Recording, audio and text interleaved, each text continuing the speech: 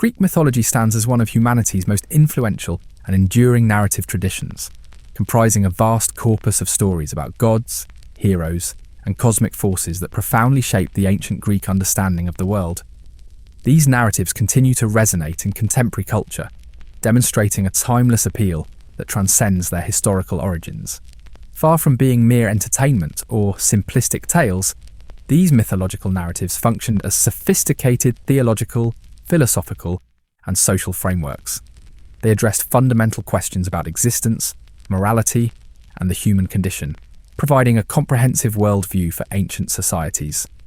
The systematic study of Greek mythology reveals not only the religious and cultural practices of ancient Greece, but also the intricate evolution of narrative techniques, symbolic representation, and collective memory formation. These elements have profoundly influenced Western civilization, shaping its artistic, intellectual, and educational traditions for over 2 millennia. The complexity and richness inherent in Greek mythological traditions stem from their multifaceted origins and their diverse literary expressions, which evolved over centuries to reflect changing societal needs and intellectual currents. The profound significance of Greek mythology lies in its role as a foundational cornerstone of Western civilization. Its narratives provided a shared cultural language, a common understanding of the cosmos, and a framework for ethical and social norms. Archaeological evidence from Bronze Age civilizations, particularly the Minoan and Mycenaean cultures, demonstrates that many mythological elements predated classical Greek literature by centuries, suggesting deep historical continuity in religious practice. This archaeological foundation offers crucial context for understanding how mythological narratives evolved from early ritual practices and religious beliefs into sophisticated literary and philosophical systems. The enduring influence of Greek mythology extends far beyond ancient Greece, permeating contemporary culture in various forms. Its themes, characters, and narrative structures continue to inspire modern literature, inform psychological theories, shape educational curricula, and appear ubiquitously in popular entertainment. This pervasive presence underscores the universal appeal and adaptability of these ancient stories, which continue to offer frameworks for understanding persistent human challenges and social issues across different eras and cultural contexts. The academic study of Greek mythology has undergone significant methodological transformations, moving from the comparative mythology prevalent in the 19th century to contemporary interdisciplinary approaches. Modern scholarship incorporates diverse fields such as anthropology, psychology, literary theory, and cultural studies to offer a more holistic understanding of myth. This evolution in scholarly approach reflects a growing appreciation for the multifaceted nature of mythological narratives. Modern scholarship recognizes that Greek myths function as complex symbolic systems that encode social values, psychological insights, and philosophical concepts. Simultaneously, they serve as powerful vehicles for artistic expression and cultural transmission. This multidimensional understanding has revolutionized interpretive approaches, revealing how mythological narratives operate simultaneously on literal, allegorical, psychological, and sociological levels. The shift in academic approaches to Greek mythology from 19th century comparative studies to modern, interdisciplinary methods represents a fundamental change in how myths are perceived. This is not merely a shift in academic fashion. Rather, it reflects a deeper understanding that myths are not monolithic, static entities. Early comparative mythology often sought universal patterns or singular origins, sometimes reducing myths to simple allegories such as solar myths. However, as anthropology and psychology developed, scholars like Sigmund Freud and Carl Jung began to view myths as expressions of universal psychological patterns. Concurrently, literary theory and cultural studies emphasize the social, political, and artistic functions of myths within their specific historical contexts. This progression in understanding implies that the meaning of a myth is not fixed but is continuously renegotiated and reinterpreted by different cultures and intellectual paradigms. It underscores that myths are living traditions, capable of adapting to new contexts and offering fresh perspectives on human experience across time. This dynamic nature is key to their enduring relevance and continued scholarly engagement. Foundations and evolution, from oral tradition to written canon. The understanding of Greek mythological origins was revolutionized by archaeological discoveries from the 20th century, which revealed sophisticated Bronze Age civilizations that predated classical Greek culture by centuries. Heinrich Schliemann's excavations at Troy and Mycenae, despite their methodological limitations by modern standards, established crucial connections between mythological narratives and tangible archaeological evidence. Further discoveries, such as Sir Arthur Evans's uncovering of the Minoan civilization in Crete, revealed a complex Bronze Age culture that significantly influenced subsequent Greek religious and artistic traditions. Crucially, Linear B tablets from Mycenaean palace sites provide direct evidence for Bronze Age religious practices that anticipated later Greek mythology. These administrative records document a pantheon that includes recognizable versions of deities later central to Greek mythology, such as Zeus, Hera, Poseidon, and Athena. This demonstrates a remarkable religious continuity across the Bronze Age collapse, a period of widespread societal disruption that separated Mycenaean civilization from classical Greek civilization. The tablets also document religious festivals, sacrificial practices, and priestly hierarchies, shedding light on the ritual contexts from which mythological narratives likely emerged and gained their initial meaning. The relationship between Bronze Age archaeological evidence and later mythological narratives remains complex and subject to scholarly debate. While clear continuities exist in divine names and religious practices, the extent to which specific mythological stories preserve Bronze Age historical events or cultural patterns requires careful analysis. For instance, the story of Theseus and the Minotaur may encode memories of Mycenaean conquest of Minoan Crete, but the symbolic and ritual dimensions of such narratives resist simple historical interpretation, suggesting a deeper, more layered meaning than a mere historical record. The dawn of epic, Homer and Hesiod as codifiers. The foundational texts of Greek mythology emerge from the epic tradition, with Homer's Iliad and Odyssey serving as the earliest and most influential sources. Composed around the 8th century BCE, these works, though focused on specific heroic narratives, were instrumental in establishing the basic characteristics and relationships among the Olympian gods that would dominate subsequent Greek religious and literary imagination. The historian Herodotus recognized the profound impact of Homer and Hesiod, stating that they gave to the Olympian gods their familiar characteristics, underscoring their role in codifying divine attributes and mythological genealogies.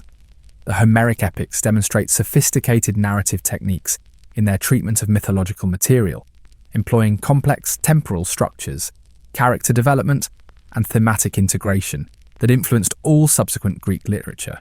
The poems reveal an already established mythological framework, implying that their audiences possessed extensive knowledge of divine and heroic traditions that preceded their literary composition. This presupposes a rich oral tradition that preserved and transmitted mythological narratives across generations, supporting theories about the antiquity and cultural depth of Greek mythological consciousness. Hesiod's Theogony, composed around 700 BCE, provides the most systematic account of divine genealogies and cosmic origins in Greek literature. This work attempts to organize diverse mythological traditions into a coherent narrative framework, tracing the emergence of the cosmos from primordial chaos through successive divine generations to Zeus's establishment of Olympian supremacy.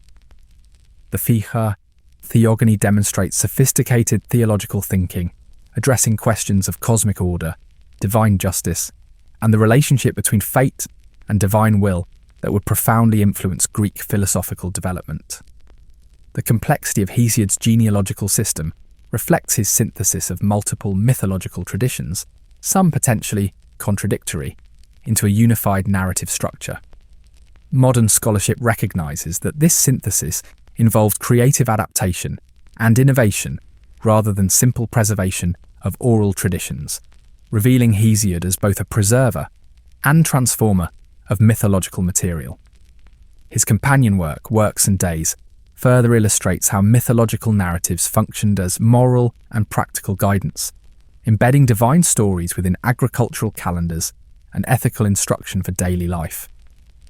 The repeated emphasis on Homer and Hesiod, codifying divine characteristics and genealogies, highlights a pivotal moment in the development of Greek mythology. This act of codification transformed a fluid oral tradition into a more fixed, authoritative canon. This process involved careful selection, synthesis, and even creative adaptation of potentially contradictory local traditions into a unified framework. This fixing of narratives provided a shared cultural language and theological understanding that transcended local variations, contributing significantly to a pan-Hellenic identity. It established a precedent for how myths could be used to impose order, legitimize power, and transmit values on a broader, more cohesive scale. This codification was a critical step in Greek cultural self-definition, moving from localized, fragmented narratives to a more cohesive national mythology. It allowed myths to serve as a stable foundation for later philosophical inquiry, dramatic exploration, and civic ideology, providing a consistent backdrop for intellectual and artistic endeavors. Lyric and dramatic transformations. Pindar, Aeschylus, Sophocles, Euripides. The development of Greek lyric poetry in the 7th and 6th centuries BCE provided new and dynamic contexts for mythological expression. Poets like Pindar created elaborate mythological narratives within victory odes and ceremonial compositions, demonstrating increasing sophistication in narrative technique and symbolic interpretation. Pindar's treatment of mythological material involved adapting traditional stories to contemporary contexts while maintaining their essential religious and cultural significance. His works are particularly valuable as they preserve mythological variants not found in epic sources, revealing the inherent diversity and flexibility of oral traditions that continue to flourish alongside literary developments. The emergence of Athenian tragedy in the 5th century BCE further transformed mythological narrative into dramatic performance, creating new interpretive possibilities through character development, intricate dialogue, and visual spectacle. The works of the great tragedians Aeschylus, Sophocles, and Euripides preserve numerous mythological variants while demonstrating how traditional narratives could be adapted to address contemporary political, social, and philosophical concerns. Tragedy's treatment of mythological material reveals increasing psychological sophistication and moral complexity, mirroring broader cultural developments in Greek intellectual life. Euripides, in particular, introduced innovations in mythological interpretation, reflecting the growing influence of philosophical rationalism on traditional religious narratives.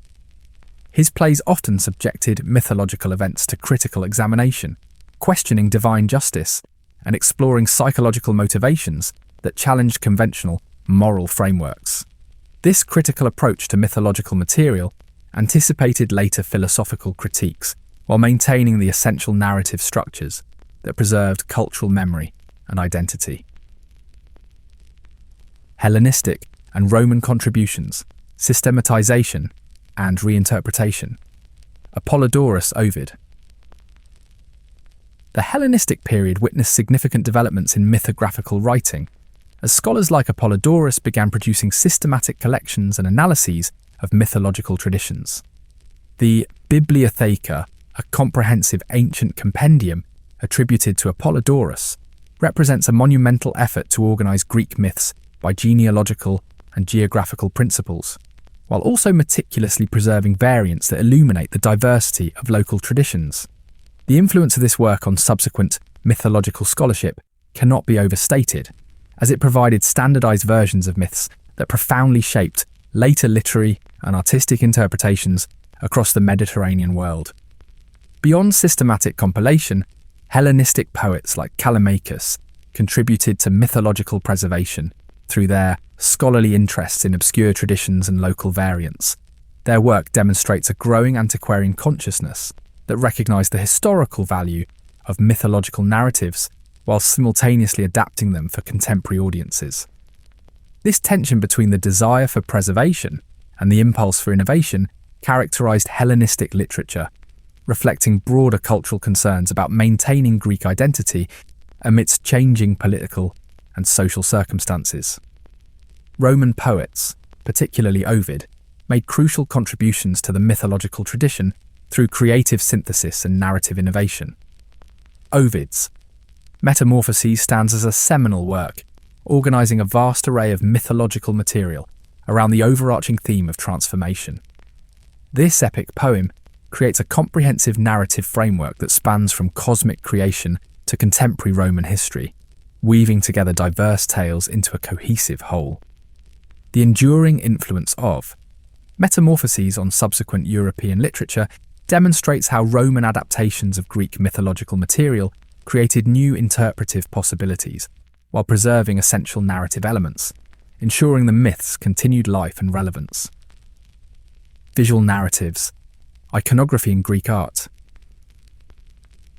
Greek vase painting provides crucial evidence for mythological narratives and their cultural significance from the 8th century BCE onward. Geometric period pottery, for instance, displays mythological scenes that predate major literary sources, suggesting that visual narrative traditions preserved and transmitted mythological material independently of oral poetry. The subsequent development of black figure and red figure techniques enabled increasingly sophisticated mythological representations that both complemented and, at times, subtly contradicted literary sources. The iconographic tradition of vase painting is invaluable because it reveals mythological variants and interpretations not preserved in literary sources, thereby demonstrating the inherent diversity and flexibility of mythological tradition. These visual narratives often depict scenes that appear to reference lost epic poems or local mythological traditions, offering tantalizing glimpses into the rich narrative culture that surrounded major literary works. The artistic choices made by vase painters in selecting and representing mythological scenes illuminate contemporary understanding of narrative significance and cultural values, providing a visual counterpoint to textual accounts. The evolution of mythological iconography reflects changing cultural attitudes and artistic capabilities while consistently maintaining essential narrative elements. Classical period representations, in particular, demonstrate increasing psychological sophistication and narrative complexity that parallels developments in literary and philosophical culture, showcasing the dynamic interplay between different forms of artistic expression. The persistence of certain iconographic conventions across centuries suggests the stability of core mythological concepts, while simultaneously allowing for creative adaptation and reinterpretation. Ritual and religion, sanctuaries, festivals, and mystery cults. Archaeological evidence from sanctuary sites profoundly illuminates the ritual context that gave meaning and vitality to mythological narratives.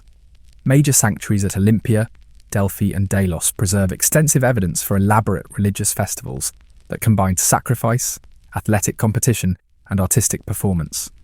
These celebrations brought mythological narratives to life, creating communal experiences that reinforced mythological traditions while adapting them to contemporary social and political needs.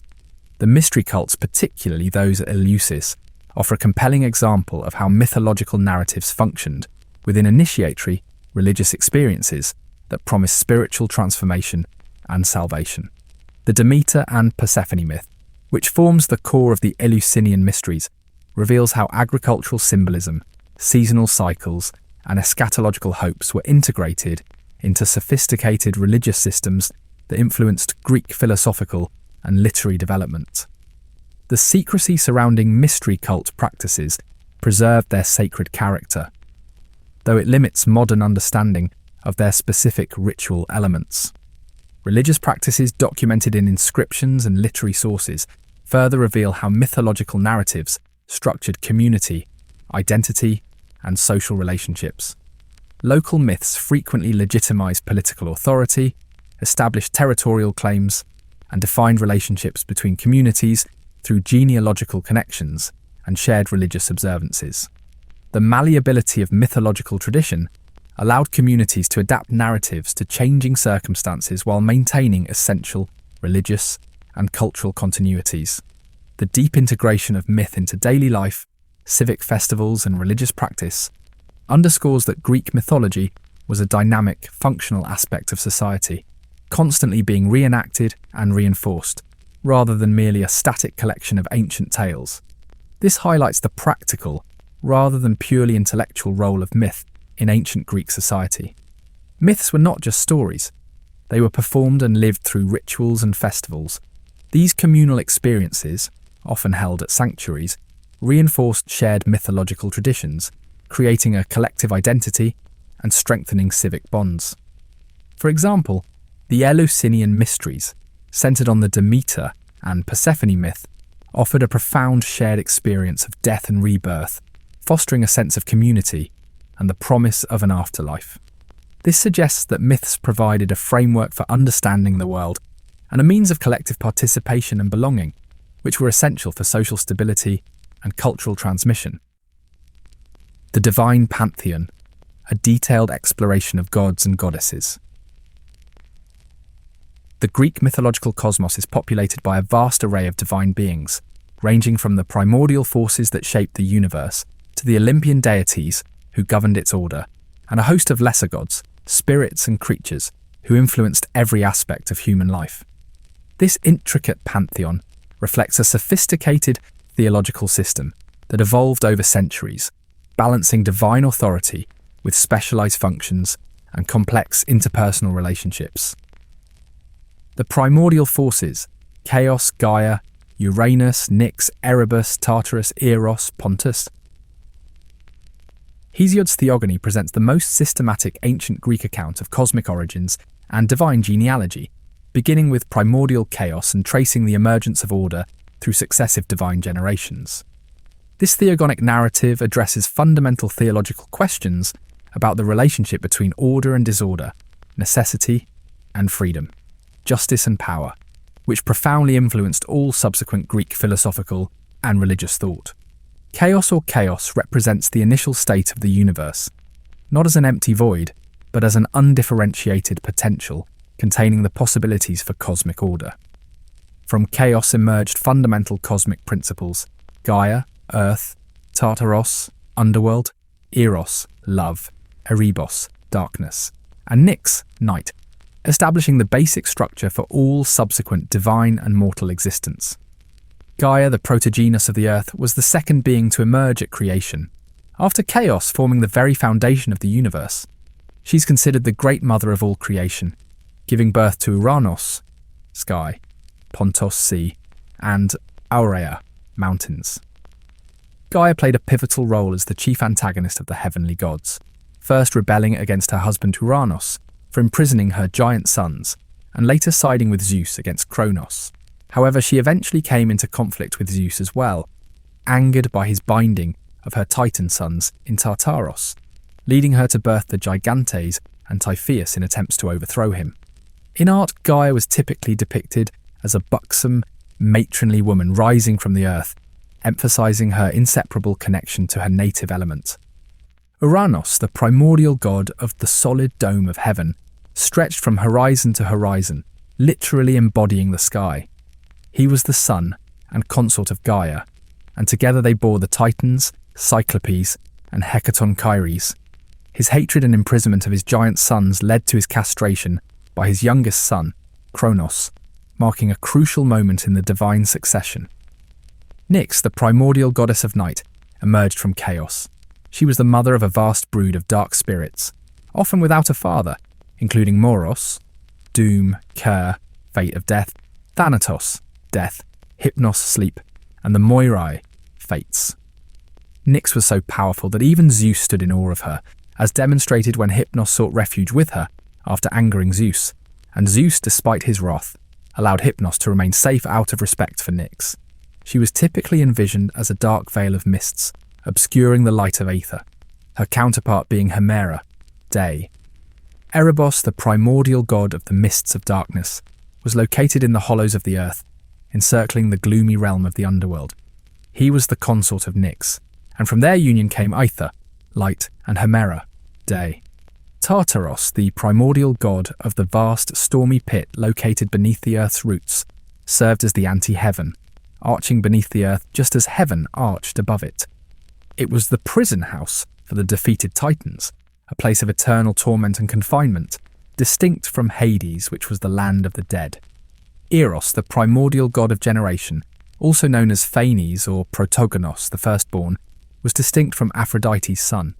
He was among the first beings to appear at creation and was responsible for the universe's procreation, representing the uniting power of love that brought order to chaos. Pontus, the primordial god of the sea, sprang from Gaia the earth at the beginning of creation when the elements of the universe were ordered. He was the father of many sea gods, including Nereus. These primordial deities represent the fundamental forces and elements that constituted the cosmos in Greek mythological thought, laying the groundwork for the more anthropomorphic gods that followed. The reign of the Titans: Kronos, Rhea, Oceanus, Tethys, Mnemosyne, Themis, and others. The Titans represent the second generation of divine beings, emerging from the primordial forces and preceding the Olympian gods. Their reign is characterized by a complex succession myth, detailing the violent overthrow of Uranos and the subsequent establishment of Kronos' rule, which itself would be challenged. Kronos was the king of the Titans and is often associated with destructive time. He was the youngest son of Uranos, sky, and Gaia, earth. Incited by his mother, Gaia, who was distressed by Uranos imprisoning their giant children, Kronos castrated his father with an adamantine sickle, throwing the severed genitals into the sea. This act led to the birth of the Erinyes, Furies, and Gigantes, giants, from Uranos' blood on earth, and Aphrodite from the sea foam. After this, Kronos overthrew Uranos and took power, initially releasing his brothers, but later re-imprisoning the Cyclopes and Hekatoncheires in Tartaros. Kronos married his sister Rhea, but a prophecy from Gaia and Uranos foretold his overthrow by his own son. To prevent this, Kronos began swallowing each of his children immediately after their birth: Hestia, Demeter, Hera, Hades, and Poseidon. He was later overthrown by his youngest son Zeus, who, with the help of Metis, forced Kronos to disgorge his swallowed siblings and the stone Rhea had given him in Zeus's place. After a 10-year war, the Titanomachy, Zeus and his allies defeated the Titans and imprisoned them in Tartaros, with the Hekatoncheires as their guards. Some accounts, however, suggest that Kronos and the other Titans were later released, and that Kronos became the king of the Elysian Islands, Isles of the Blessed, a paradise for heroes and the blessed dead. Rhea, the Titaness mother of the gods, was the goddess of female fertility, motherhood, and generation. Her name means flow and ease, symbolizing the eternal flow of time and generations as the wife of Kronos. As the Great Mother, Meta Megal, her flow also refers to menstrual blood, birth waters, and milk. When Rhea was pregnant with Zeus, she sought help from Gaia and Uranos to conceal the birth. She gave birth to Zeus in a cave on Crete where he was secretly raised, and presented Kronos with a stone wrapped in swaddling clothes, which he swallowed, believing it to be the infant Zeus. Rhea was closely identified with the Anatolian mother goddess Cybele, and was often depicted as a matronly woman attended by lions. Okeanos was the primordial Titan god of the great earth-encircling river Okeanos, the source of all the earth's fresh water, including rivers, wells, springs, and rain clouds. He was married to Tethys, the nurse, who was imagined as distributing his nourishing waters across the earth. Unlike his Titan brothers, Oceanus did not participate in the castration of Uranos, nor did he join the war against Zeus and the Olympian gods, remaining neutral. In ancient Greek vase painting, Oceanus was depicted as a bull-horned god with the tail of a serpentine fish, a form shared by his river god sons. Tethys was the Titan goddess of the primal font of fresh water that nourishes the earth. She was the wife of Okeanos and mother of the Potamoi, rivers, the Okeanides, who were nymphs of springs, streams, and fountains, and the Nephili, clouds. Her name Thethe means nurse or grandmother, reflecting her role in nurturing life through water. In mosaic art, she was sometimes shown with a small pair of wings on her brow, symbolizing her role as the mother of rain clouds. Mnemosyne was the Titan goddess of memory and remembrance, credited with inventing language and words. As a Titan, she was a daughter of Uranos and Gaia, which also made her a goddess of time. She embodied the kind of memorization needed to preserve historical stories and mythical sagas before writing was introduced. Through her union with Zeus, Mnemosyne became the mother of the 9 Muses, who were initially patron goddesses for poets in the oral tradition. She also oversaw the underground oracle of Trophonios in Boeotia.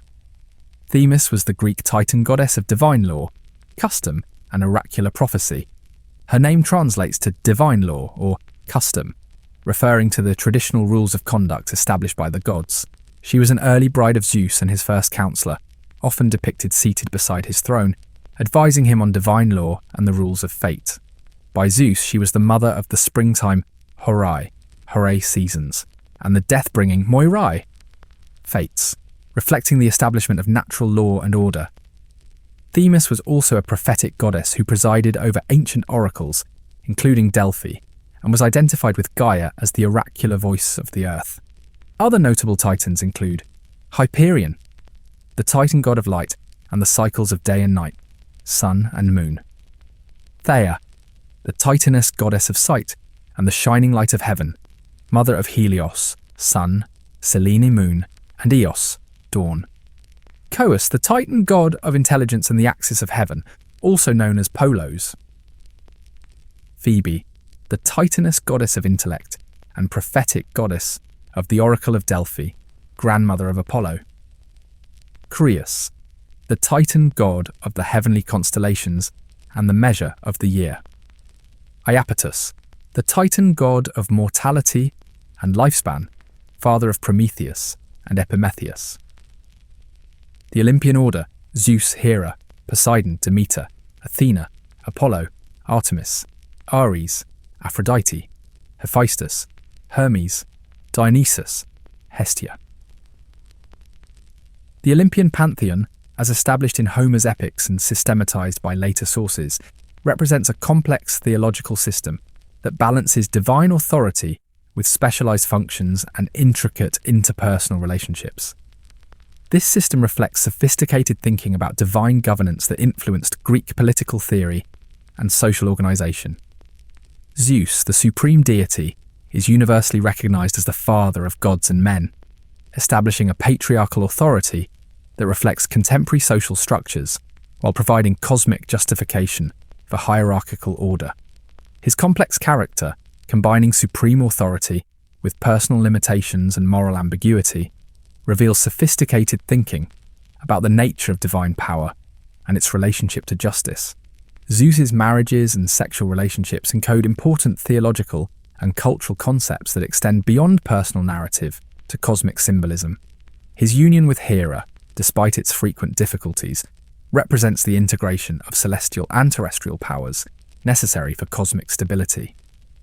The evolution of Zeus's representation from Homer to later sources shows an increasing emphasis on his role as the guarantor of justice and cosmic order. While Homeric Zeus often appears motivated by personal interests and family loyalties, later sources emphasize his responsibility for maintaining moral order and punishing injustice, paralleling broader cultural changes as Greek society developed more sophisticated legal and political institutions. Hera was the Olympian queen of the gods and the goddess of marriage, women, the sky, and the stars of heaven. As the eldest daughter of Kronos and Rhea, and sister to Zeus, she was considered the only truly married goddess among the Olympians, making her the primary goddess of marriage and childbirth. Her epithets, such as Eilithuia and Gamaliel, allude to this aspect of her character. Hera is famously known for her relentless persecution of Zeus's numerous consorts, such as Leto and Semele, and his illegitimate sons, including Heracles and Dionysus. Despite her often vengeful nature, she also assisted heroes like the Argonauts, whose leader Jason was one of her favourites. Hera was usually depicted as a beautiful woman wearing a crown and holding a royal, lotus-tipped sceptre, often accompanied by a peacock. Her worship was widespread, with Argos being her principal place of worship, where the great quinquennial festival, the Heraia, was celebrated in her honour. Poseidon was the Olympian god of the sea, earthquakes, floods, drought, and horses. As a son of the Titans Kronos and Rhea, he gained dominion over the sea by drawing lots with his brothers Zeus and Hades after the fall of the Titans. Poseidon is described as gathering clouds and calling forth storms, but also possessing the power to grant successful voyages and save those in danger. As the sea surrounds and holds the earth, He was also known as the god who holds and shakes the earth. He was regarded as the creator of the horse and the originator and protector of horse races. His most distinctive attribute was the trident, a three-pronged fishing spear. Key myths include his conflict with Athena for dominion over Athens, where he produced the first horse as a gift, and his relentless pursuit of Odysseus after the hero blinded his son Polyphemus. His sacred animals were the bull, horse, and dolphin. Demeter was a prominent Olympian goddess, known as the goddess of agriculture, grain, and bread, and the sustainer of mankind through the fertility of the earth. She was the daughter of Kronos and Rhea. Demeter's most prominent myth is the abduction of her daughter Persephone by Hades, which explained the changing seasons. Enraged by her daughter's disappearance, Demeter withdrew from Olympus and caused a great famine on earth, preventing fields from producing fruit, until a compromise was struck for Persephone to return for a portion of the year. Her symbols include sheafs of wheat, a cornucopia, and a torch. And her sacred animals were the snake and the pig. She was widely worshipped, with the Eleusinian mysteries being her foremost cult, promising initiates a blessed afterlife. Athena was the Olympian goddess of wisdom and good counsel, strategic war, the defense of towns, heroic endeavor, weaving, pottery, and various other crafts. She famously sprang fully grown and armed from Zeus's head, symbolizing the emergence of wisdom from divine authority and the intimate connection between wisdom and warfare in Greek cultural consciousness. Athena's patronage of Athens and her role in the city's mythological founding demonstrate how divine narratives legitimize political institutions and cultural achievements. Her contest with Poseidon for Athenian patronage, resolved through her gift of the olive tree, established cultural values prioritizing peaceful productivity over destructive power. She was a virgin goddess, often depicted with a helmet, aegis, shield, breastplate, and an owl, her sacred animal. Apollo possessed a complex character, combining seemingly contradictory functions: prophecy and healing, music and destruction, rational order and ecstatic possession. As a son of Zeus and Leto, born on the island of Delos, his role as patron of the Delphic oracle established him as a mediator between divine and human knowledge, providing guidance while maintaining the mystery of divine will. Apollo's association with music, poetry, and artistic inspiration connected divine influence with cultural creativity and intellectual achievement, leading his leadership of the Muses to establish divine patronage for artistic and intellectual endeavours.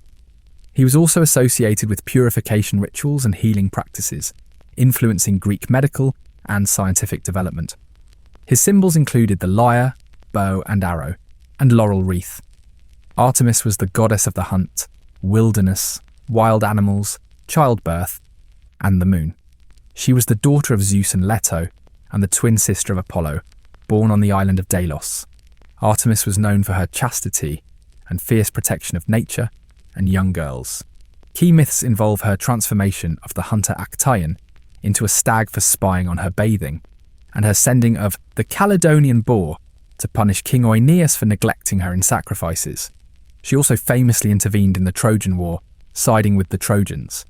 Her symbols include the bow and arrow, quiver, hunting dog, and deer. Ares was the Olympian god of war, battle lust, and courage. As the son of Zeus and Hera, he was often depicted as impulsive, violent, and less strategic than his half-sister Athena. His most famous myth involves his adulterous affair with Aphrodite, which was exposed and publicly humiliated by her husband Hephaestus. Ares also had a jealous nature, transforming into a boar to kill Adonis, Aphrodite's lover. He was associated with civil disorder and was not widely worshipped in Greece, with his temples usually built outside of towns. His primary attribute was a peaked warrior's helm, and his sacred animal was the serpent. Aphrodite was the Greek goddess of love, beauty, pleasure, and procreation. Her origins vary, with Hesiod stating she was born from the sea foam, around Uranus's castrated genitals, while Homer identifies her as the daughter of Zeus and Dione. She was married to Hephaestus, but famously had an adulterous affair with Ares, with whom she bore children like Phobos, Deimos, and Harmonia. Aphrodite was seen as the personification of nature's generative powers and could inspire passion in gods and men. Key myths include the Judgment of Paris, where she was awarded the Golden Apple for promising Paris Helen, leading to the Trojan War. Her symbols included dove, apple, scallop shell, and mirror. Hephaestus was the Olympian god of fire, smiths, craftsmen, metalworking, stonemasonry, and sculpture. His parentage is debated, with some accounts stating he was born solely from Hera, due to her jealousy over Zeus giving birth to Athena, while others name Zeus and Hera as his parents. Hephaestus was famously cast from Olympus, either by Hera at birth for his lameness, or by Zeus for taking Hera's side in an argument. Despite his physical impairment, he was a master artisan, crafting divine objects and weapons for the gods, such as Pandora, the first woman, and Achilles' armour. He was married to Aphrodite, though he caught her in adultery with Ares. Hephaestus was typically depicted as a bearded man holding a hammer and tongs, the tools of a smith. Hermes was the Olympian god of herds and flocks, travellers and hospitality, roads and trade, thievery and cunning, heralds and diplomacy, language and writing, athletic contests and astronomy. He served as the herald and personal messenger of Zeus, and notably guided the souls of the dead into the underworld. As a newborn, Hermes famously snuck out of his crib and stole cattle from Apollo, then crafted the first lyre from a tortoise shell, an act that amused Zeus so much he granted Hermes a place among the 12 supreme gods. He also helped heroes like Perseus slay the Gorgon Medusa by providing guidance and divine gifts. Hermes was often depicted with winged sandals, talaria, and a winged helmet, ptarsos, or cap symbolising swift travel. His primary symbol was the caduceus, a winged staff entwined with two serpents. Dionysus, also Dionysus, was the Olympian god of wine, vegetation, pleasure, festivity, madness, and wild frenzy. He was the son of Zeus and Semele, a princess of Thebes. Due to Hera's jealousy, Semele was consumed by Zeus's lightning, but Zeus rescued the unborn child and sewed him into his own thigh, leading to Dionysus being known as the twice-born. After his birth, he was raised by nymphs and Silenus. Dionysus's myths often involve his wanderings and the resistance he faced to his cult, leading to instances of divine madness and violent retribution, such as the fate of King Lycurgus and King Pentheus. He is closely associated with the development of Greek tragedy and ecstatic religion, with Dionysiac festivals providing socially sanctioned contexts for transgressing normal behavioural boundaries. He is depicted as either an older bearded god or a youthful, effeminate figure, with symbols including the thyrsos, pine cone tip staff, a drinking cup, and a crown of ivy. Hestia was the virgin goddess of the hearth, both private and municipal, and the home. As the firstborn child of Kronos and Rhea, she was swallowed by her father and later disgorged by Zeus. When both Apollo and Poseidon sought her hand in marriage, Hestia refused and asked Zeus to let her remain an eternal virgin, a request he granted. Her domain extended to bread baking, meal preparation, and the sacrificial flame, receiving a share of every sacrifice to the gods. The hearth, her special realm, was considered the ultimate safe space, and a sanctuary where even authorities could not cross, providing asylum for those seeking refuge.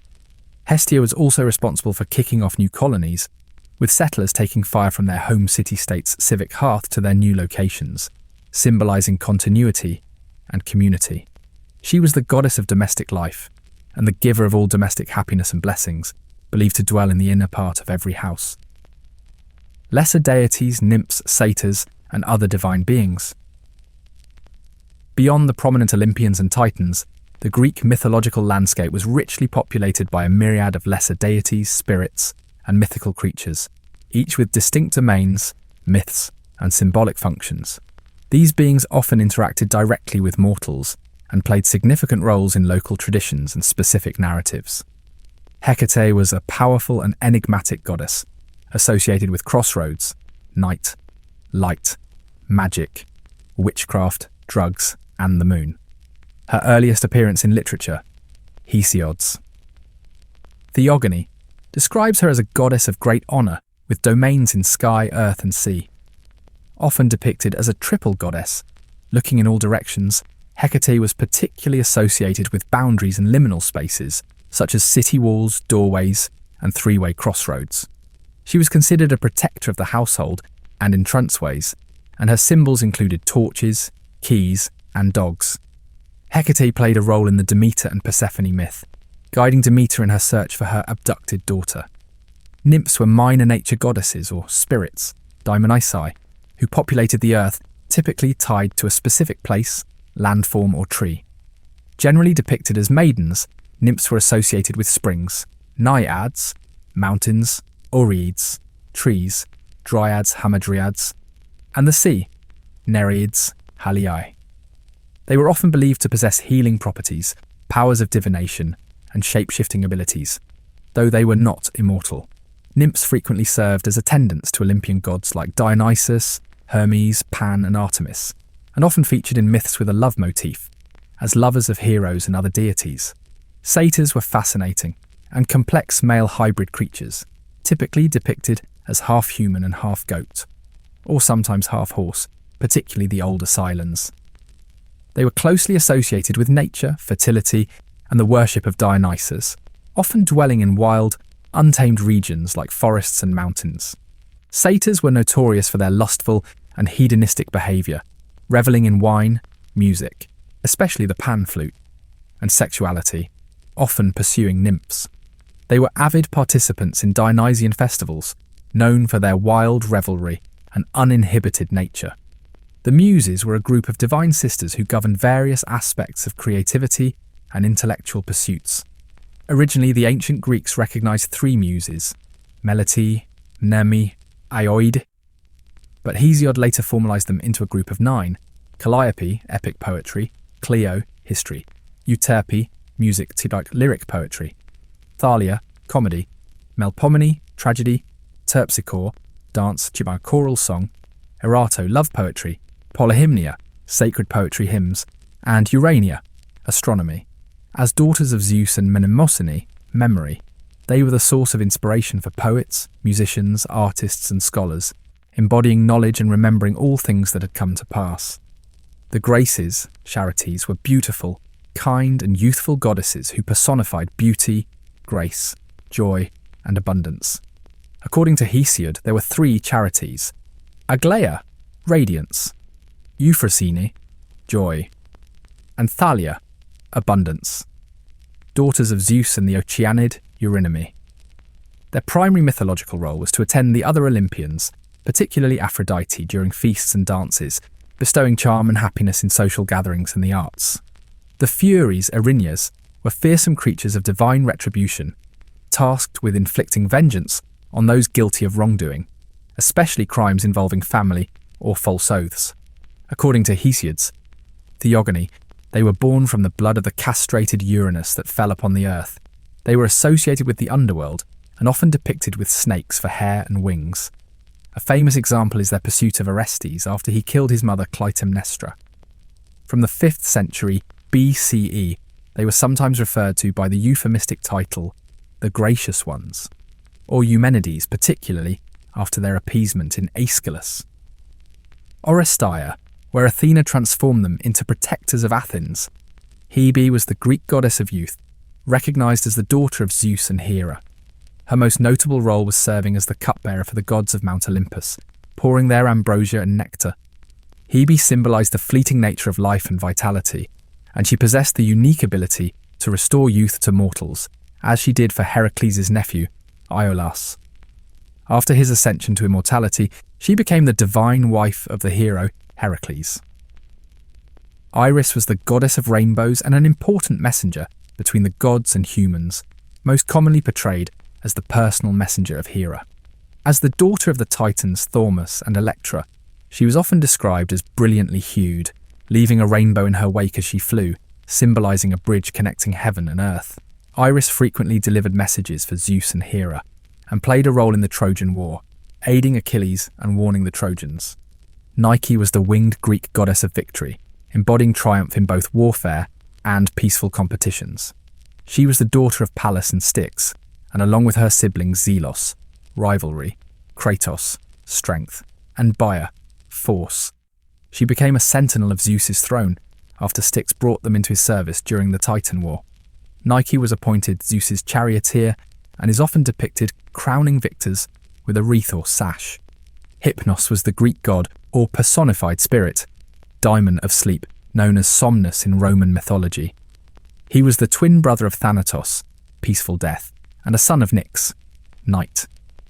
Hypnos resided in Erebos, a land of eternal darkness, and would ascend into the sky each night with his mother. He was known for his gentle touch and ability to induce sleep in both mortals and gods, famously putting Zeus to sleep at Hera's request during the Trojan War.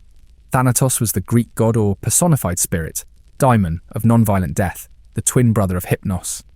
His parentage is primarily attributed to Nyx, night, often without a father. Thanatos resided in the lower world, near the house of Nyx, and his touch was described as gentle, in contrast to his blood-craving sisters, the Keres, spirits of violent death. Key myths include his carrying of Sarpedon's body from the battlefield and his capture by Sisyphus, which temporarily prevented anyone from dying. He was also famously wrestled by Heracles, who saved Alcestis from death. Nemesis was the Greek goddess of retribution and indignation, embodying the resentment felt towards those who commit crimes with impunity or experience undeserved good fortune.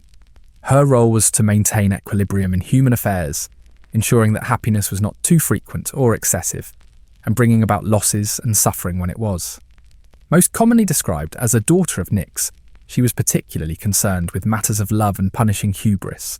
She famously punished Narcissus, and was, in some versions, the mother of Helene, Helen of Troy, by Zeus. Eris was the Greek goddess or personified spirit, daimona, of strife, discord, contention and rivalry. According to Hesiod, she was the daughter of Nyx, night, and the mother of various allegorical beings representing human misfortunes such as Ponos, toil, and Limos, starvation. Eris was often portrayed as the daimona of war strife, frequenting battlefields and enjoying human bloodshed. Her most famous myth involves her throwing a golden apple inscribed "To the Fairest" among the goddesses at the wedding of Peleus and Thetis, which led to the judgment of Paris and ultimately the Trojan War. Asclepios was the Greek god of medicine and doctors. Most commonly he was the son of Apollo and the Trichaean princess Coronis, cut from his mother's womb as she was consumed on her funeral pyre. He was raised by the wise centaur Chiron, who taught him the art of medicine. Asclepius became so skilled that he could not only heal the sick, but also restore the dead to life, which angered Hades and Zeus, leading Zeus to destroy him with a thunderbolt. After his death, Zeus placed him among the stars as the constellation Ophiuchus, the serpent holder. His primary symbol was a serpent-entwined staff, which remains a universal symbol of medicine today. Triton was a fish-tailed sea god, the son and herald of Poseidon and Amphitrite. He was known as the god of waves and calm seas, and he used a conch-shell trumpet to still the waves. Triton famously helped the Argonauts find passage from the Libyan desert back to the sea, guiding their ship, the Argo. He was sometimes depicted wrestling Heracles in early Athenian vase painting. The Hecatonchires, 100-handed giants, were three primordial sons of Uranos, Uranus the sky, and Gaia, the earth, Kotos, Gyges, and Briareos. Each had 100 hands for wielding clouds and 50 heads for blustering winds. Fearing their immense power, Uranos promptly locked them away in the pit of Tartaros. They were later freed by Zeus to assist him in his war against the Titans, conquering them by hurling 300 rocks at once, and subsequently became the trusted guards of Tartaros. The elder Cyclopes were three primordial sons of Uranos and Gaia, Brontes, Steropes, and Arges. Each had one eye in their forehead. These divine blacksmiths were pivotal figures in mythic battles, famously forging Zeus's mighty thunderbolts, Poseidon's trident, and Hades' helmet of invisibility. Like their Hecatonchire brothers, they were initially imprisoned in Tartarus by Uranos due to his fear of their power, and later freed by Zeus to aid in his overthrow of the Titans. Divine hierarchies, relationships, and the concept of divine justice. The Olympian system represents a sophisticated theological framework that extends beyond a simple collection of powerful beings. It reflects complex thinking about divine governance, balancing Zeus's monarchical authority as father of gods and men with the independent spheres and specialized functions of other deities. This intricate balance influenced Greek political theory and social organization, mirroring human societal structures while providing a cosmic justification for order and hierarchy. The relationships among Olympian deities are not merely familial or personal, but encode complex theological and philosophical concepts. For instance, the marriage of Zeus and Hera, despite its frequent difficulties and Hera's notorious jealousy, represents the essential integration of celestial and terrestrial powers necessary for cosmic stability. Athena's unique birth from Zeus's head symbolizes the emergence of wisdom from divine authority, suggesting that intellectual prowess is intrinsically linked to supreme power.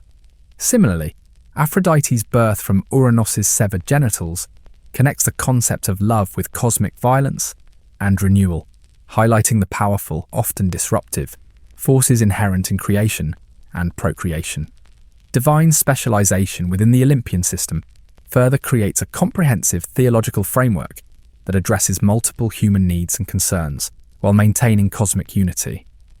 Poseidon's dominion over seas and earthquakes, Demeter's control of agriculture, Apollo's patronage of music and prophecy, and Artemis's protection of wilderness and childbirth collectively encompass all aspects of natural and cultural life.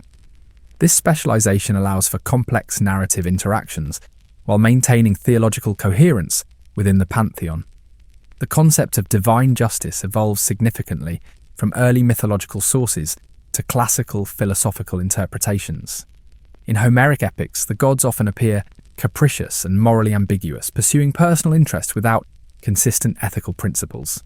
However, later sources, particularly tragic poetry and philosophy, develop more sophisticated concepts of divine justice that demand moral behavior from both gods and mortals, while also recognizing the tragic complexities of human existence. This progression in the portrayal of divine morality reflects a broader cultural development in Greek intellectual life, as society grappled with increasingly complex ethical dilemmas. The relationship between divine will and cosmic necessity represents one of Greek mythology's most sophisticated theological concepts. The Moirai, fates for example, appear to control even Zeus, suggesting that divine authority operates within predetermined cosmic limits.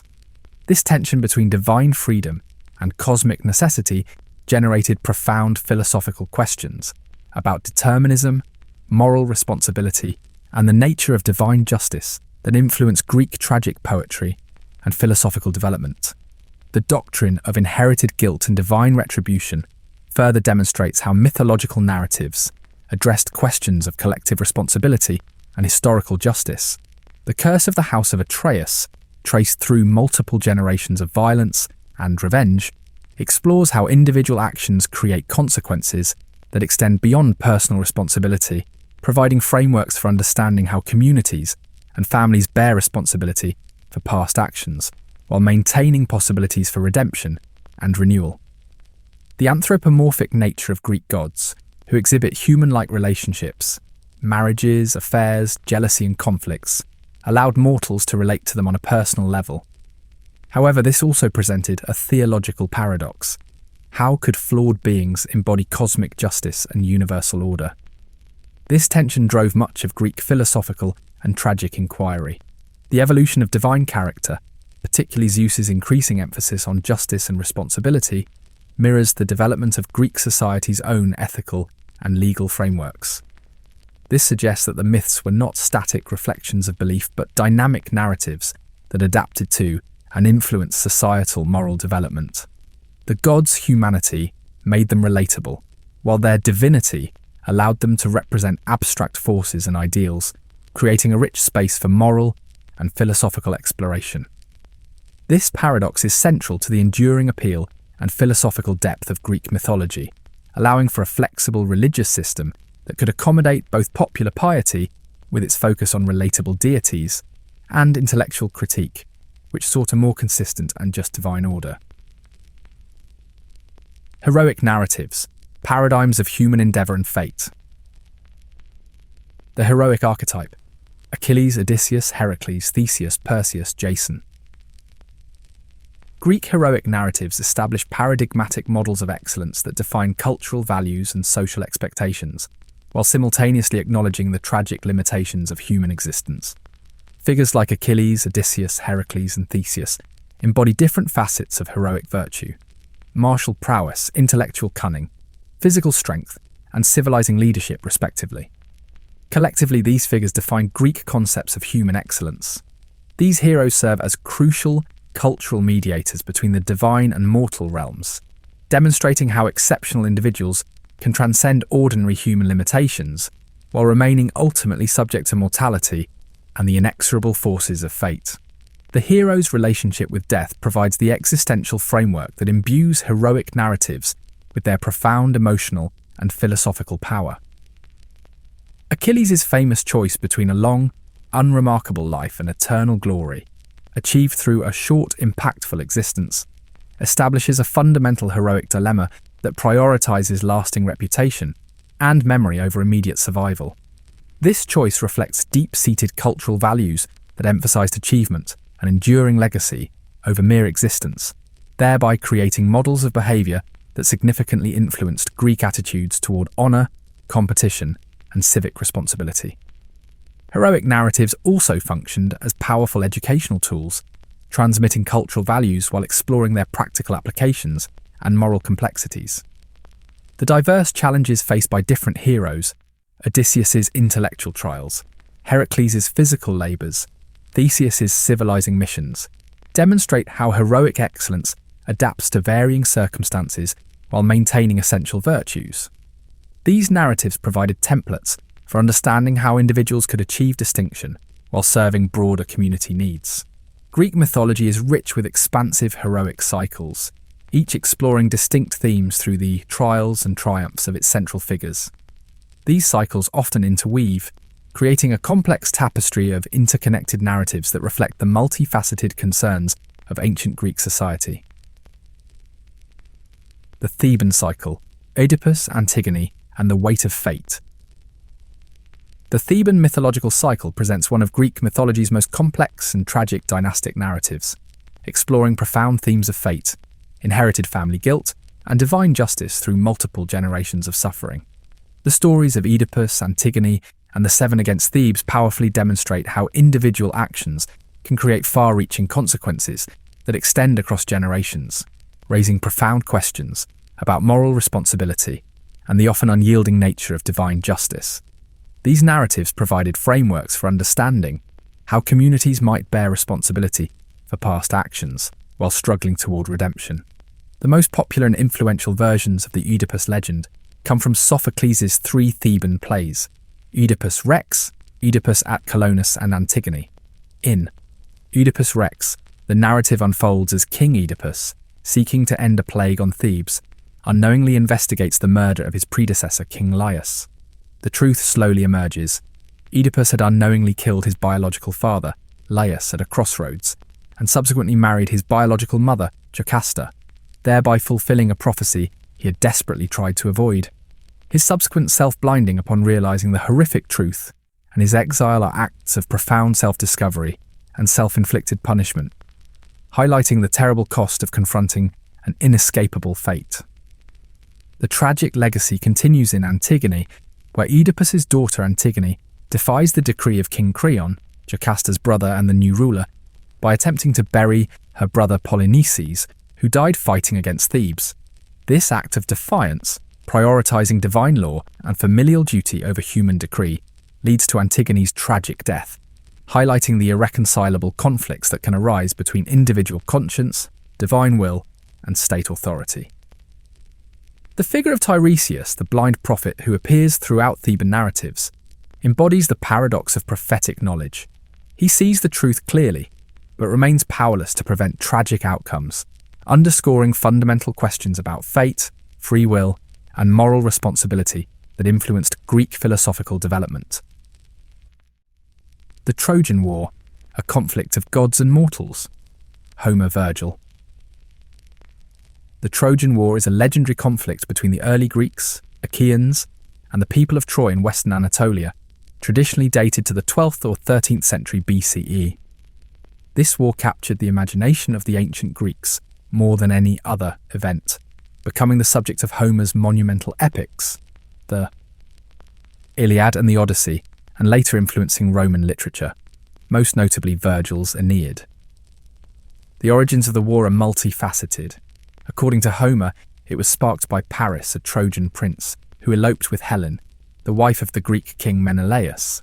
Another myth attributes its genesis to a quarrel among the goddesses Athena, Aphrodite, and Hera over who was the fairest, culminating in the judgment of Paris, where Aphrodite promised Helen to Paris in exchange for being chosen. To reclaim Helen and restore his honour, Menelaus' brother Agamemnon assembled a vast Greek army, leading to a 10-year siege of Troy. Key events during the war include the prolonged siege, the withdrawal of the greatest Greek warrior, Achilles, from battle after a dispute with Agamemnon, and his eventual return after the death of his beloved Patroclus at the hands of Hector, the Trojan prince. Achilles' subsequent killing of Hector and his desecration of the body are central to the Iliad's exploration of grief, rage, and honour.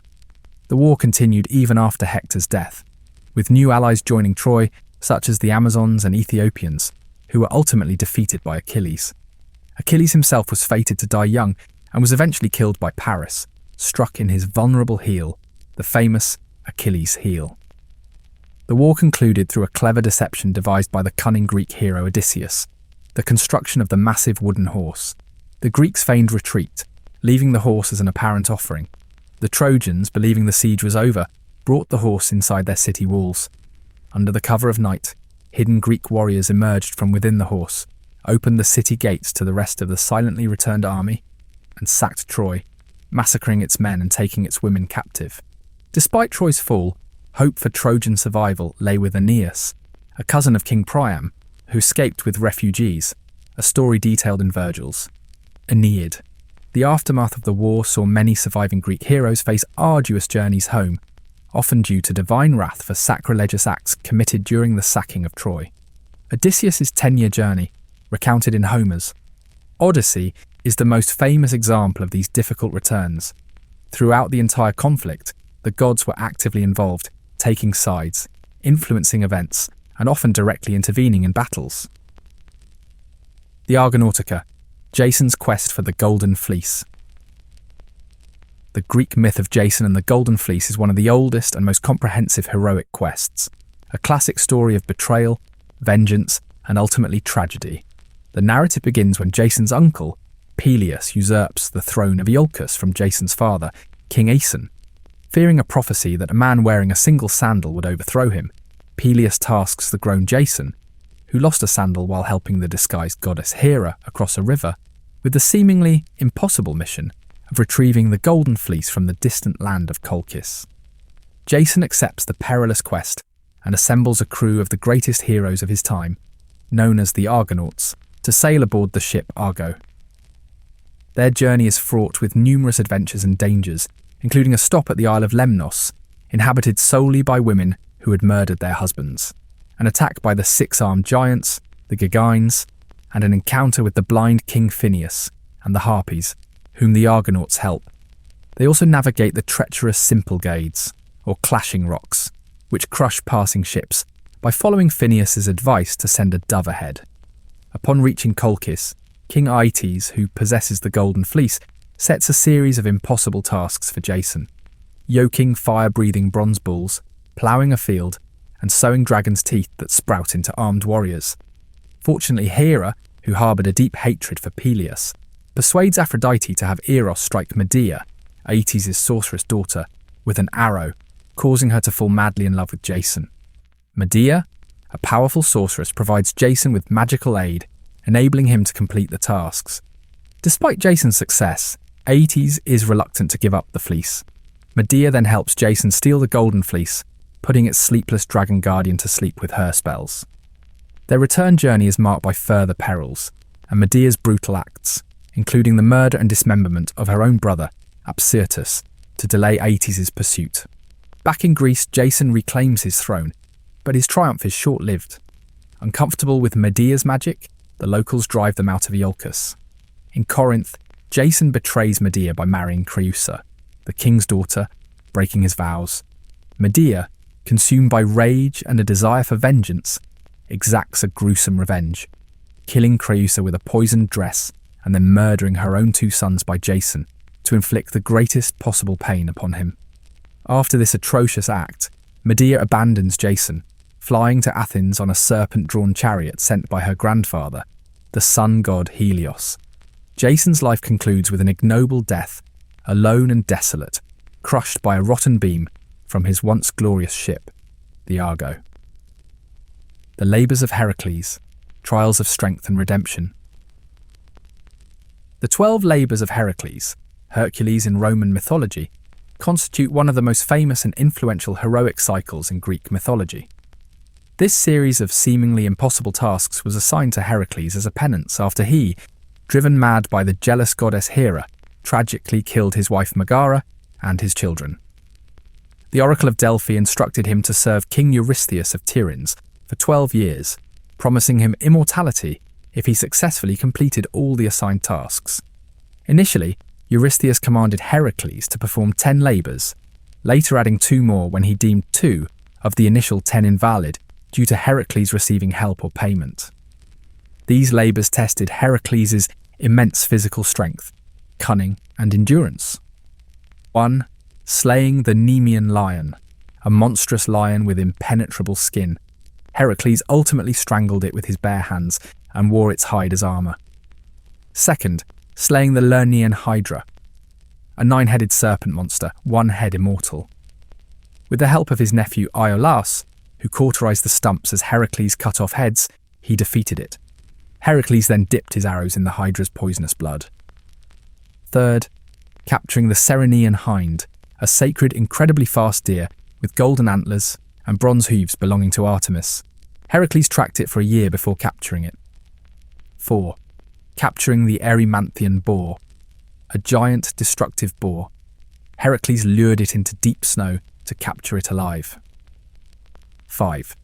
Cleaning the stables of Augeas, cleaning King Augeas' stables, which housed thousands of cattle and hadn't been cleaned in 30 years, all in a single day.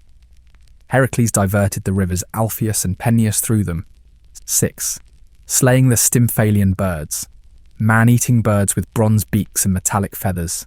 Athena provided a rattle to scare them into flight, allowing Heracles to shoot them down. 7. Capturing the Cretan bull, a legendary bull causing havoc on Crete. Heracles captured it with his bare hands. 8. Stealing the mares of Diomedes, flesh-eating horses belonging to the king of Thrace. Heracles subdued them by feeding them their own master. 9. Stealing the girdle of Hippolyta, the magical girdle of the Amazonian queen, a gift from Ares. Heracles obtained it, though a misunderstanding caused by Hera led to a battle and Hippolyta's death. 10. Stealing the cattle of Geryon, the cattle of a 3-bodied monster on a distant island.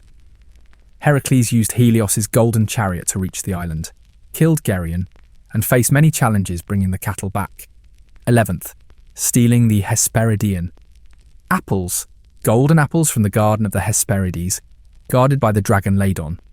Heracles either killed the dragon or tricked Atlas into fetching them while he held the heavens. 12th. Capturing Cerberus, the 3-headed dog guarding the underworld. Heracles descended into the underworld, aided by Athena and Hermes, and subdued Cerberus with his bare hands, bringing him to Eurystheus. Heracles often received divine aid from sympathetic deities like Hermes and Athena, but also faced constant opposition from Hera, who sought to thwart him at every turn. His struggles and immense suffering, particularly his penance for his madness, made him the perfect embodiment of the Greek concept of pathos, the experience of virtuous struggle and suffering that ultimately leads to fame and, in Heracles' case, immortality. Heroic genealogies and their socio-political functions. The elaborate genealogical systems that meticulously connected heroes to divine ancestors and contemporary communities demonstrate a crucial function of mythological narratives, the legitimization of political authority and territorial claims. These heroic genealogies established direct connections between past greatness and present power, creating continuities that validated contemporary social hierarchies and political arrangements. This was particularly important for aristocratic families who frequently claimed descent from heroic ancestors as a justification for their privileged status and influence within Greek society. Beyond broad political legitimacy, Local hero cults fostered ongoing relationships between mythological narratives and community identity, extending heroic influence into contemporary religious and social life. Heroes like Theseus in Athens, Heracles throughout the Greek world, and countless local heroes in smaller communities provided protective patronage and cultural identity. These cults connected the mythological past with lived experience, demonstrating how mythological narratives maintain their vitality through active religious practice, rather than merely through literary preservation. The geographic distribution of heroic narratives further reveals how mythological traditions encoded territorial relationships and cultural boundaries. The travels of heroes such as Odysseus, Jason, and Heracles mapped Greek geographical knowledge, while simultaneously establishing cultural connections between distant regions. These narratives served both as entertainment and as practical cultural orientation tools that helped communities understand their relationships with neighbouring peoples and distant lands. The hero's journey, transformation, and cultural values. The evolution of heroic narratives from archaic to classical periods clearly demonstrates changing cultural values and social expectations within Greek society. Early heroic figures, often depicted in archaic epics, emphasized physical prowess, individual honor, and martial glory as primary virtues. However, later developments in classical tragedy and philosophy show an increasing concern with moral responsibility, civic duty, and social obligation. This evolution reflects broader cultural changes as Greek society developed more sophisticated political institutions, democratic ideals, and ethical frameworks. The integration of foreign elements into Greek heroic narratives further reveals the dynamic and inclusive nature of mythological tradition. Heroes like Perseus, whose adventures connect Egyptian and Near Eastern elements with Greek cultural values, illustrate how mythological narratives adapted to incorporate new geographical and cultural knowledge. This flexibility allowed Greek mythology to maintain its relevance and expand its scope to encompass broader Mediterranean cultural experience, demonstrating a capacity for cultural exchange and assimilation. Contemporary reinterpretations of heroic narratives underscore their continued relevance for addressing modern concerns about identity, authority, and moral responsibility. Feminist, post-colonial, and psychological approaches to these ancient stories demonstrate how they continue to provide powerful frameworks for understanding contemporary challenges. These modern adaptations maintain essential narrative structures while creatively reinterpreting them to address current social and political concerns, proving the enduring adaptability and timelessness of Greek mythological storytelling. Heroic narratives are described as educational tools that transmit and explore cultural values. They also evolve and adapt to changing circumstances and incorporate foreign elements. The detailed accounts of heroic deeds, challenges, and moral dilemmas such as Oedipus's inescapable fate, Achilles' choice between a long life and eternal glory, or Heracles' arduous penance, served as powerful moral and ethical lessons for Greek society. They provided models for behaviour, illustrated the consequences of hubris, excessive pride, and explored complex questions of justice, responsibility, and fate. The ability of these narratives to adapt to new cultural knowledge, e.g., Perseus' travels connecting Greek myths with Egyptian and Near Eastern elements, and reflect societal shifts, e.g., the evolving focus from physical prowess to moral obligation, demonstrates their inherent flexibility and utility beyond mere entertainment. They were constantly being reshaped to remain relevant to the evolving Greek worldview. This highlights that Greek heroic myths were not merely static historical accounts, but dynamic pedagogical tools, constantly reinterpreting and representing cultural values and challenges to successive generations, ensuring their continued relevance and influence on civic identity and moral thought.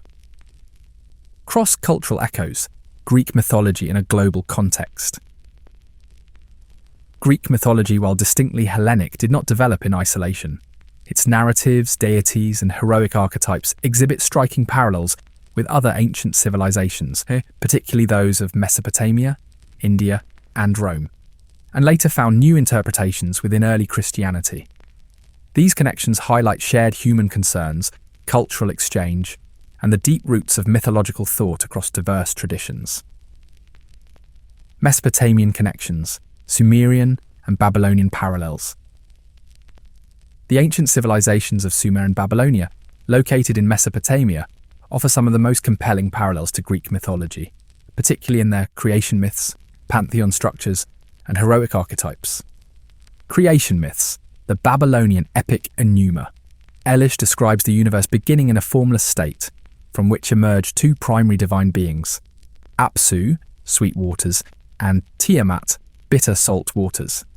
This resonates strongly with Hesiod's theogony, which begins with primordial chaos, an undifferentiated void from which other fundamental entities like Gaia, Earth, and Pontus, sea, emerge.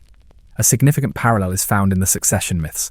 Both Marduk, the chief Babylonian god, and Zeus, the Greek sky god, are of a younger generation of deities who battle to create order and triumph by overthrowing their elder parents.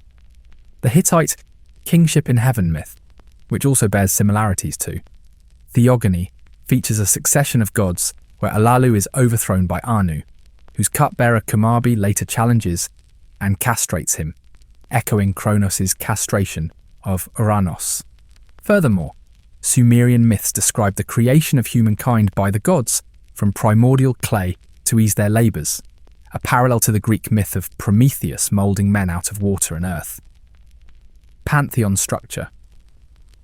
In Sumerian cities, a premier god was worshipped above others, often serving as a patron deity for the city, a practice mirrored in Greek city-states, e.g. Athena in Athens.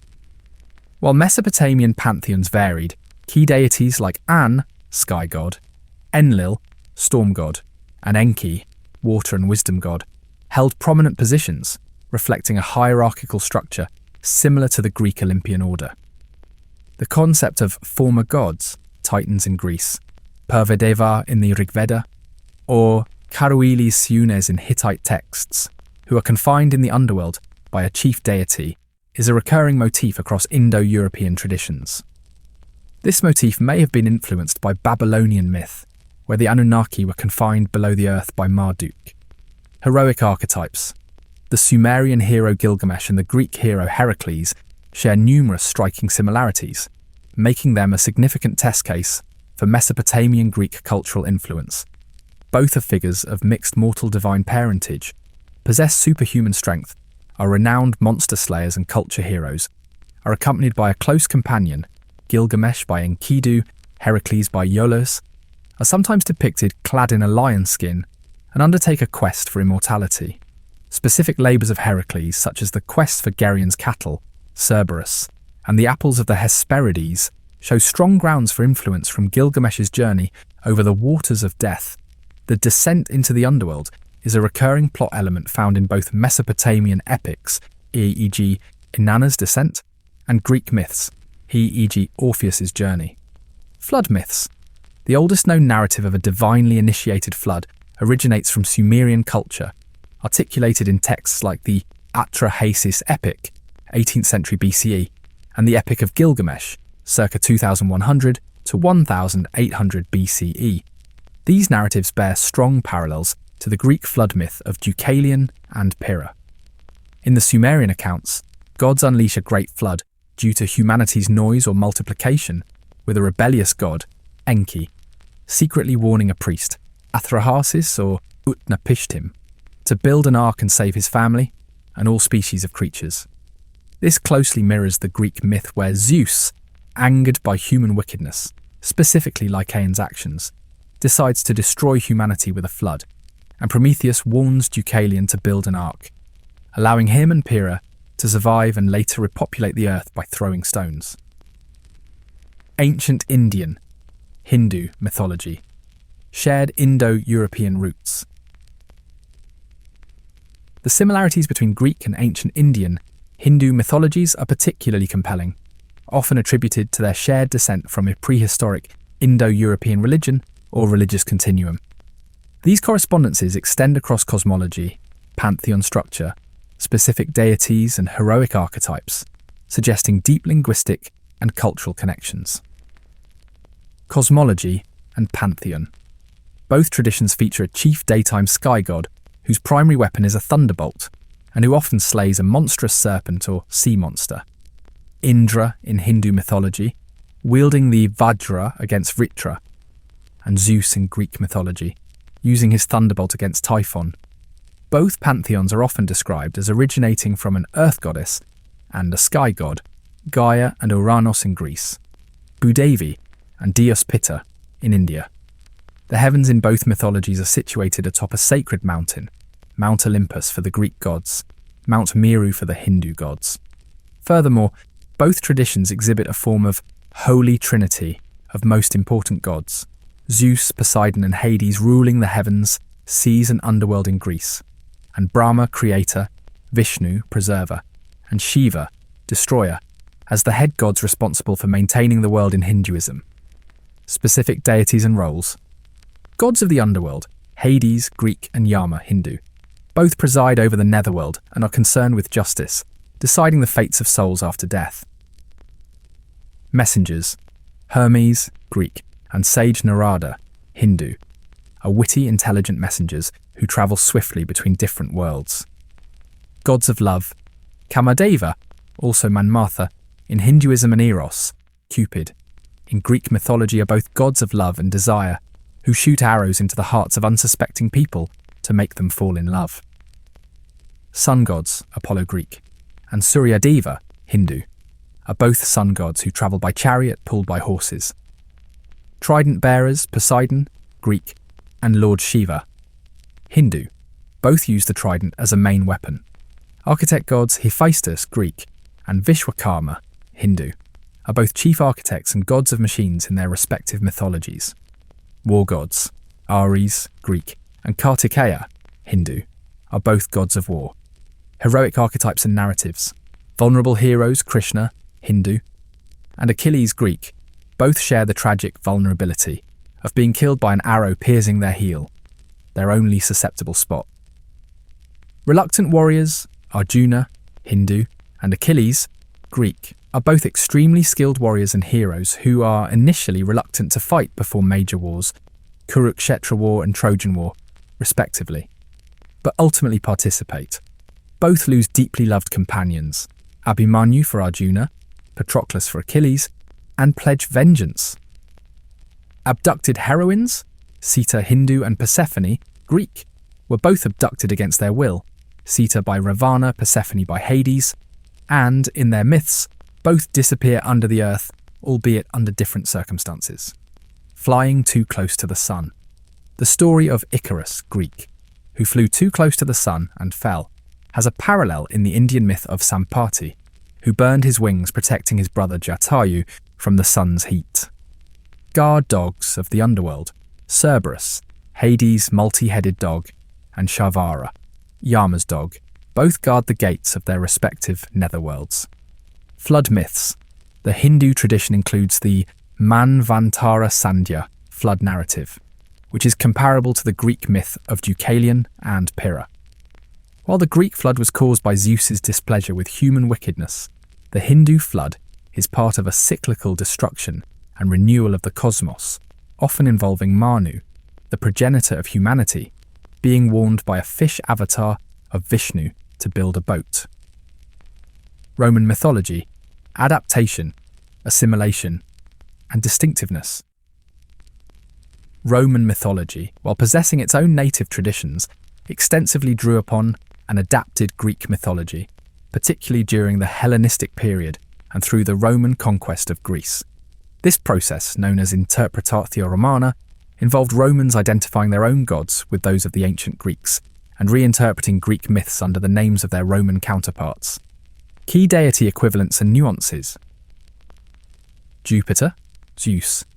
The Roman king of the gods, Jupiter, mirrored Greek Zeus as the ruler of the sky, thunder, and lightning. He was strongly associated with justice and state affairs, acting as the chief protector of the Roman state. Neptune, Poseidon. Neptune governed the sea, earthquakes, and horses, wielding a trident as his symbol, directly paralleling Greek Poseidon. Pluto, Hades. Pluto reigned over the underworld and the realm of the dead, also associated with wealth from the earth's bounty. serving as the Roman equivalent of Hades. Mars, Ares. While Ares was often depicted as impulsive and violent in Greek myth, Mars, the Roman god of war and agriculture, held a higher and more revered status in Roman culture. He was seen as a virtuous, level-headed protector of Rome and a defender of its borders, and was considered the father of Rome's mythical founders, Romulus and Remus. Venus, Aphrodite. Venus personified love, beauty, and fertility, directly corresponding to Greek Aphrodite. She gained significant prominence in Rome as the mythical ancestor of the Roman people through her son Aeneas, linking her directly to Rome's legendary founding. Minerva, Athena.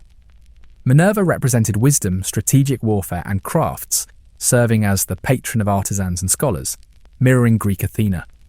She formed part of the Capitoline triad with Jupiter and Juno, a unique Roman development. Juno, Hera. Juno embodied marriage, childbirth, and women's well-being, serving as the queen of the gods and wife of Jupiter, and a protector of the Roman state, equivalent to Greek Hera. Apollo. Apollo was one of the few deities whose name remained the same in both Greek and Roman mythology, associated with the sun, music, and prophecy. Bacchus, Dionysus. Bacchus was the Roman god of wine and revelry, originating from Greek Dionysus. Similarities and differences in pantheon and function. Both Greek and Roman pantheons featured a hierarchical structure ruled by a king of gods, Jupiter, Zeus, and a division of divine responsibilities among deities.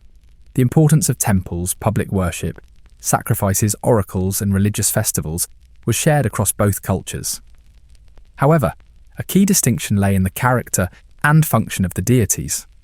Roman gods were often more abstract and focused on practical functions, emphasizing duty to the gods, family, and state, pietas, rather than the human-like personalities and elaborate personal mythologies characteristic of Greek gods. Roman myths also placed a strong emphasis on foundation myths, such as the stories of Aeneas and Romulus, which connected the pantheon directly to Roman history and justified Rome's imperial ambitions. Distinctly Roman deities and concepts.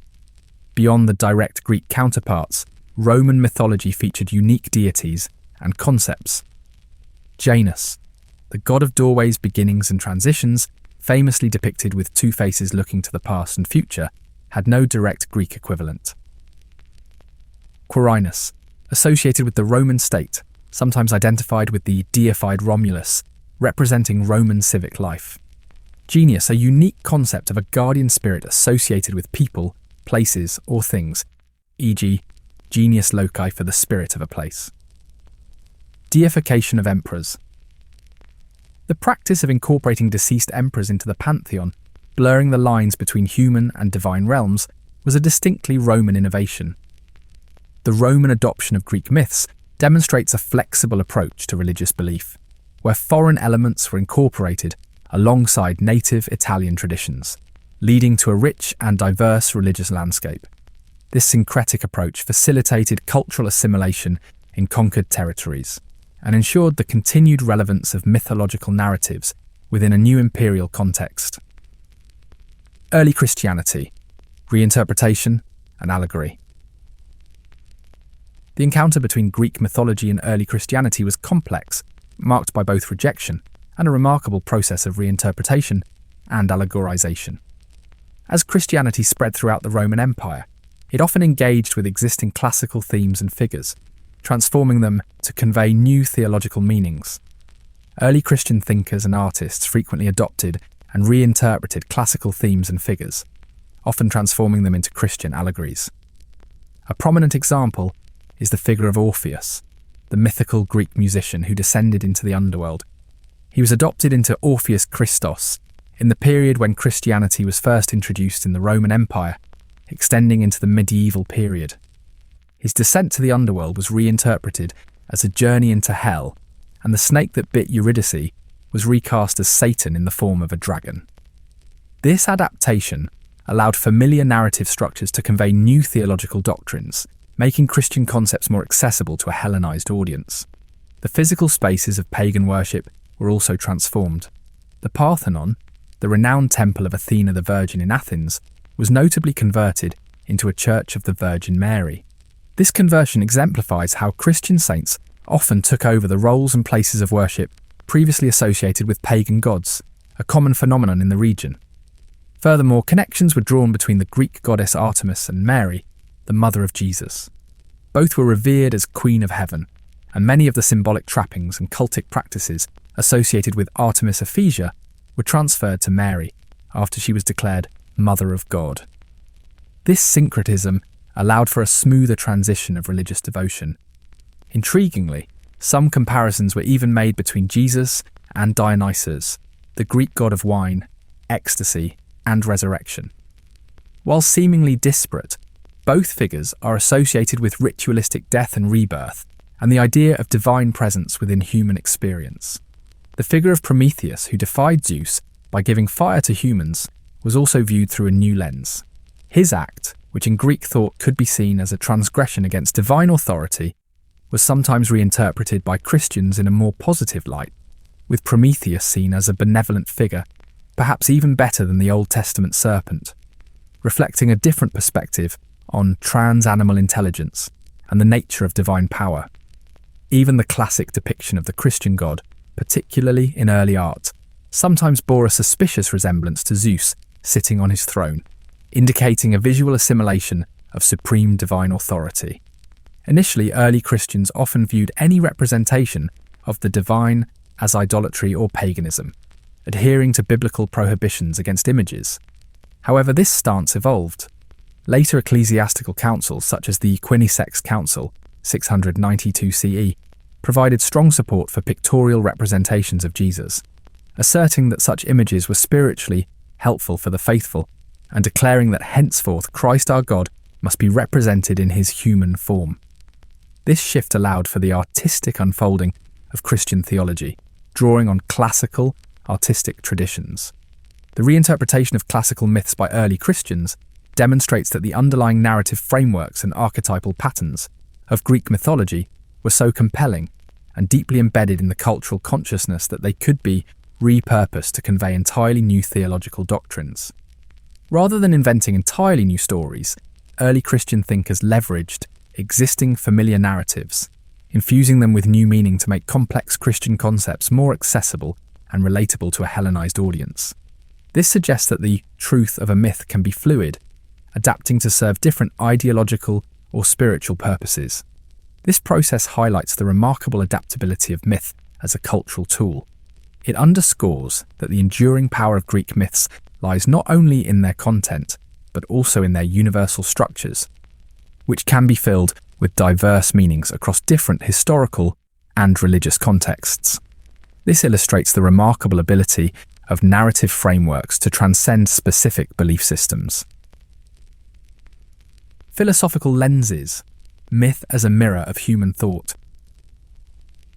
Greek mythology has served as a fertile ground for philosophical inquiry and reflection throughout history, from ancient Greek thinkers like Plato and Aristotle to modern philosophers such as Friedrich Nietzsche and Albert Camus.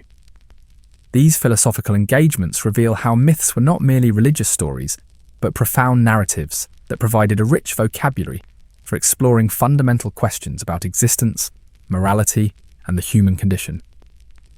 Plato's critique and reimagining of myth. Plato, one of the most influential philosophers of ancient Greece, held a complex and often critical view of the traditional Greek myths, particularly as presented in Homer's epics. He critically evaluated Homer's works, arguing that their portrayals of capricious or immoral gods and flawed heroes were morally problematic and unsuitable for the education of the guardians in his ideal city, as detailed in his Republic. Plato believed that poetry, including Homer's epics, could lead to undesirable emotions and misrepresent the divine, and therefore should be censored to only include content that promotes virtue and provides proper role models. He questioned the educational value of Homeric poetry, suggesting that poets and their interpreters did not possess true knowledge, but were merely divinely inspired, thus separating artistic inspiration from rational knowledge. For Plato, his concept of God was more akin to the good, or the ultimate idea, a perfect, unchanging, and benevolent divine entity, fundamentally distinct from the anthropomorphic, and often morally ambiguous Olympian gods. He did not reject the gods outright, but believed they were manifestations of a singular divine principle, the One, Tehen, or a demiurge, an artisan-like creator which he sometimes associated with Zeus, and Nous, the cosmic mind. In this view, the traditional gods might exist as forms of eternal ideas, but their portrayal in popular myths often distorted their true, perfect nature. Plato, while critiquing existing myths, felt free to create his own allegorical myths, such as the myth of air or the tale of Atlantis, to convey complex philosophical truths and explore concepts like the afterlife or ideal societies. This approach demonstrates his belief that myths, when properly conceived, could serve as powerful tools for moral and philosophical education. Aristotle's pragmatic view, myth for social cohesion and moral instruction. Aristotle, Plato's student, approached Greek mythology with a more pragmatic and utilitarian perspective. He was highly critical of the anthropomorphizing of divinities, viewing the traditional stories about the gods as absurd and believing that these gods, as depicted, did not truly exist. Despite this philosophical skepticism, Aristotle believed that traditional religious beliefs and myths should permeate the polis, city-state. He saw their value in stimulating metaphysical reflection among citizens and, more importantly, in instilling obedience to the law through the fear of divine retribution. Aristotle acknowledged the exemplary possibilities of traditional religion for moral habituation, recognizing that myths could provide models for virtuous conduct and reinforce societal norms. He would use myths both as evidence for or illustrations of his own theories and as points of rebuttal. He sought to identify underlying truths within some myths, particularly those concerning the nature of the cosmos or personal relations, believing it was possible to separate these truths from their fictional shroud. Even myths that contained no factual truth could still be of value, as they could instill a sense of wonder in their audience, which Aristotle considered the first step on the road to philosophy. Aristotle's concept of a prime mover, or divine being, was a purely intellectual and abstract concept, the final cause of celestial motion, which he did not explicitly equate with any Homeric god like Zeus. Nevertheless, he recognized that traditional religious practices were an inevitable part of any polis and should be utilized for the best possible societal outcomes, including maintaining social cohesion and providing a framework for moral education. Nietzsche's dualism, the Apollonian and Dionysian in Greek tragedy. Friedrich Nietzsche, a seminal philosopher of the 19th century, offered a radical reinterpretation of Greek mythology, particularly through his concepts of the Apollonian and the Dionysian. In his work The Birth of Tragedy, Nietzsche framed Apollo, representing order, logic, reason, light, individualization, dreams and sculpture, and Dionysus, representing chaos, madness, drunkenness, irrationality, the liberation of instincts, the breaking down of individuality, and music, as two fundamental opposing forces inherent in human nature and central to Greek culture. Nietzsche believed that true greatness in art, and indeed in life, is achieved by uniting these two seemingly contradictory opposites. He saw classical Athenian tragedy, particularly the works of Aeschylus and Sophocles, as the apex of this artistic fusion. In these tragedies, the dreadful concepts of human suffering, death and fate were expressed in a beautiful and ordered way through plots and dialogue, allowing the audience to passionately and joyously affirm life despite its horrors. The Dionysian element, expressed through the ecstatic chorus and music, allowed viewers to lose their sense of individual self and merge into a collective experience, while the Apollonian element, through structured plot and dialogue, provided the necessary form and clarity for reflection upon this experience. Nietzsche criticized Euripides and Socrates for introducing Socratic rationalism and morality into tragedy. He argued that this emphasis on ethics and reason led to the decline of Greek tragedy by suppressing the vital Dionysian element, replacing instinct and artistic frenzy with rationalism and dialectic. For Nietzsche, true Dionysian art does not suppress suffering, but transforms it into an affirmation of life, embracing chaos and destruction as necessary conditions for artistic and existential greatness. Albert Camus and the absurd, Sisyphus as a modern archetype. Albert Camus, a 20th century existentialist philosopher influenced by Nietzsche, engaged with Greek mythology to articulate his philosophy of the absurd. In his influential essay, The Myth of Sisyphus, Camus introduced the concept of the absurd as the juxtaposition between humanity's fundamental need to attribute meaning to life and the unreasonable silence of the universe in response. Camus famously used the myth of Sisyphus, a figure condemned by the gods to eternally push a boulder up a mountain, only for it to roll back down each time, as a powerful metaphor for the human condition and the futility of existence. For Camus, the realization of this inherent absurdity does not justify suicide. Instead, it demands revolt, a constant confrontation with meaninglessness, an embrace of life with passion, and freedom despite its inherent futility. Camus argued that Sisyphus, in acknowledging the futility of his task and the certainty of his fate, becomes liberated. He is freed to realize the absurdity of his situation and, through an act of defiance and scorn, to reach a state of contented acceptance. One must imagine Sisyphus happy, Camus famously concluded, suggesting that by perpetually scorning his fate and finding joy in the struggle itself, Sisyphus achieves a higher fidelity that negates the gods and raises rocks. This philosophical interpretation transforms an ancient punishment into a symbol of human resilience and the triumph of consciousness over an indifferent universe. Other philosophical engagements. Beyond these major figures, Greek mythology has consistently provided material for philosophical exploration. Early philosophers, in their nascent attempts to understand the world rationally, often reasoned about language and myth, seeking underlying structures and meanings within these narratives. The myths offered a rich, symbolic language through which to articulate complex ideas about the cosmos, human nature, and societal organization. The evolving utility of myth for philosophical inquiry is a notable aspect of its enduring power. Philosophers from Plato to Camus engaged with Greek myths, but their purpose in doing so changed significantly. Plato and Aristotle primarily viewed myths through a lens of societal utility and moral instruction, often critiquing or selectively interpreting them to fit their rational philosophical systems. They sought to extract or impose order and ethical lessons from these narratives. In contrast, later philosophers like Nietzsche and Camus used myths not to impose order, but to explore the inherent chaos, irrationality, and absurdity of existence. They saw myths as raw expressions of fundamental human drives and existential dilemmas. This progression illustrates a shift from using myth to control or rationalize human experience to using it to understand and affirm its complex, often contradictory, nature.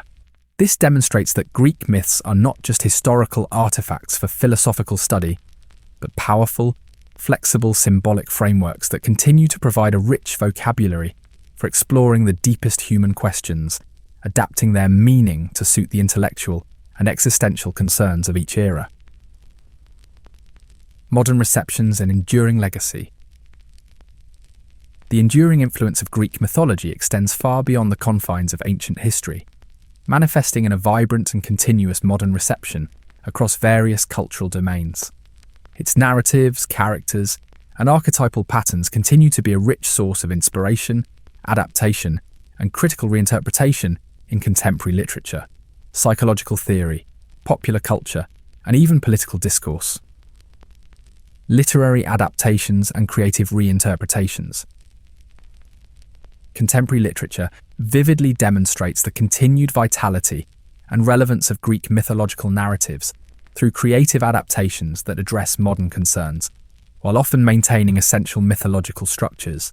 Writers across genres have reimagined classical myths to explore themes pertinent to the modern world, such as gender, power, cultural identity, and social justice. Notable authors have engaged deeply with these ancient stories. Margaret Atwood, in works like the Penelopiad, reimagines the story of Penelope, Odysseus' wife, providing a powerful feminist perspective that challenges traditional interpretations and gives voice to previously marginalised female characters. Similarly, Madeline Miller's Circe and Pat Barker's The Silence of the Girls offer contemporary retellings that re-examine the roles and experiences of women in classical narratives, often challenging patriarchal values and restoring agency to female characters. Post-colonial approaches to Greek mythology further examine how classical narratives have historically supported European cultural dominance, marginalizing non-European perspectives and experiences, and contemporary adaptations from diverse cultural backgrounds seek to challenge these assumptions. The influence extends to various literary forms and genres.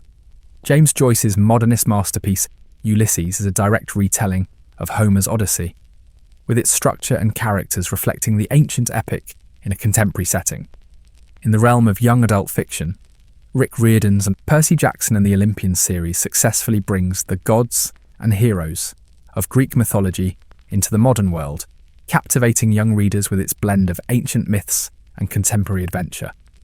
Beyond direct retellings, myths serve as potent symbolic frameworks. The myth of Icarus, for instance, has been referenced in works like Mary Shelley's Frankenstein, where Victor Frankenstein's tragic quest for knowledge mirrors Icarus's fall. The labyrinth, associated with the Minotaur and Theseus, has become a symbol for complex situations or journeys of self-discovery, appearing in works like Jorge Luis Borges's The House of Asterion and Mark Z. Danielewski's House of Leaves. Modern retellings also infuse myth with new genres such as science fiction interpretations of the Minotaur or Icarus combined with Frankenstein elements. The Medea myth, exploring themes of vengeance and betrayal, has been reimagined by authors like Krista Wolf to delve into issues of feminism and cultural conflict. Psychological and therapeutic applications: Freud, Jung, archetypal psychology. Modern psychological approaches, particularly those developed by Sigmund Freud and Carl Jung, have extensively drawn upon Greek mythology to understand universal human psychological patterns and developmental challenges. These ancient narratives provide a rich symbolic language for exploring the complexities of the human mind. Freudian interpretations. Sigmund Freud, the founder of psychoanalysis, famously derived the Oedipus complex from the Greek myth of Oedipus. This concept refers to a child's unconscious feelings of desire for the opposite sex parent and jealousy toward the same-sex parent. Freud viewed myths as symbolic expressions of universal human conflicts and internal struggles, believing they reflected the dynamics of society as a whole. He also utilized the Narcissus myth of self-absorption as a symbol for a self-absorbed person whose libido is invested in the ego rather than in others. However, some critics argue that Freud's interpretation of Narcissus was incomplete, overlooking the myth's focus on self-destructive behavior and traumatic object loss. Jungian archetypal analysis. Carl Jung, the founder of analytical psychology, identified recurring symbolic patterns in Greek mythology that appear across diverse cultural contexts, suggesting deep psychological structures that influence human symbolic thinking. These archetypes, such as the hero's journey, the wise old man, the great mother, the shadow, animus, and the trickster, are innate patterns of thought and behavior present in the collective unconscious of all human beings. Jung believed that myths and dreams are expressions of this collective unconscious, which explains why mythologies from different parts of the world can be strikingly similar. These archetypes provide powerful frameworks for understanding fundamental psychological needs and developmental challenges, influencing artistic creation, psychological therapy, and educational practice. Structural and anthropological analysis. Claude Lévi-Strauss. Structural anthropological approaches, particularly those developed by Claude Lévi-Strauss, analyze mythological narratives as complex symbolic systems that mediate cultural contradictions and encode social relationships. Lévi-Strauss posited that myth is language, functioning at a high level where meaning emerges from the composition of its parts, which he termed mythemes, or bundles of relations. This approach identifies recurring patterns and binary oppositions, such as nature, culture, male, female, raw, cooked, that organize cultural thinking and provide frameworks for understanding social organization. The structuralist emphasis on mythological variance demonstrates how narrative flexibility serves cultural adaptation while maintaining essential structural patterns, allowing communities to adapt to narratives to changing circumstances while preserving core cultural information. Contemporary anthropological approaches to Greek mythology further emphasize the social and political functions of mythological narratives in creating and maintaining cultural identity, revealing how seemingly timeless narratives serve specific historical and cultural functions while maintaining broader symbolic significance. The widespread modern reception of Greek myths, from their application in psychological theories to their ubiquitous presence in popular culture and even political appropriation, points to a deeper, almost universal appeal. This enduring resonance extends beyond mere historical interest or literary appreciation. Freud and Jung argued that myths tap into fundamental, universal psychological patterns and the collective unconscious. This suggests that the struggles, desires, and archetypes depicted in Greek myths resonate deeply with the human psyche across cultures and time, providing symbolic frameworks for understanding personal experiences and societal dynamics. The ability of these ancient stories to be continually reinterpreted and applied to new contexts, feminist readings, environmental concerns, demonstrates their profound and adaptable symbolic power. The continued life of Greek mythology in modern society is not just a cultural phenomenon, but a testament to its inherent capacity to provide meaning, guidance, and a language for the human condition, confirming its status as a living tradition that speaks to timeless psychological and existential truths. Cultural and political appropriations, the power and peril of mythic symbolism. The potent symbolism embedded within Greek mythology has not been confined to academic or artistic circles. It has also been appropriated by contemporary political movements to support various ideological positions. This phenomenon demonstrates both the immense power and the inherent danger of mythological symbolism in modern political discourse. For instance, the use of classical imagery and narratives in fascist and nationalist movements throughout history reveals how apparently neutral cultural symbols can be manipulated and twisted to serve destructive political purposes. This appropriation underscores the critical importance of rigorous analysis and historical awareness in interpreting mythological narratives and their contemporary uses. The globalization of Greek mythological narratives through digital media, popular entertainment, and international education creates new possibilities for cross-cultural understanding, but it also raises complex questions about cultural ownership and authentic interpretation. As these stories transcend their original cultural contexts, there is a delicate balance to be struck between respecting traditional cultural meanings and fostering creative innovation that addresses contemporary concerns and diverse cultural perspectives. These challenges necessitate ongoing dialogue and collaboration among classical scholars, creative artists, and diverse cultural communities to ensure responsible and meaningful engagement with these ancient traditions. Furthermore, environmental movements have found in Greek mythological narratives powerful symbols for understanding the intricate relationship between human culture and natural systems. Stories that address themes of ecological balance, the consequences of environmental destruction, or humanity's place within the natural world, offer ancient ecological insights that maintain essential relevance for contemporary environmental challenges, human survival, and flourishing. Greek mythology in popular culture and education. The pervasive presence of Greek mythology in popular culture attests to its enduring appeal and adaptability. From Hollywood blockbusters and television series to video games, comic books, and advertising campaigns, Greek myths continue to provide compelling narratives and archetypal characters that resonate with global audiences. Superhero movies, for instance, frequently draw on the mythic archetypes of heroes and villains, demonstrating the timeless nature of these narrative patterns. In educational settings, Greek mythology serves as an invaluable tool for cultural literacy and critical thinking. It illuminates contemporary moral and philosophical questions, providing a rich historical and literary context for understanding Western artistic and intellectual traditions. The archetypal patterns identified in mythological narratives offer frameworks for understanding character development, narrative structure, and symbolic thinking, thereby enhancing creative and analytical capabilities in students. These educational applications ensure the continued cultural transmission functions that mythological narratives have always served passing down wisdom and cultural heritage across generations. While popular psychology and self-help literature have adapted mythological narratives to provide guidance for personal development and life transitions, such applications sometimes risk oversimplifying complex narratives and reducing their profound cultural and historical significance.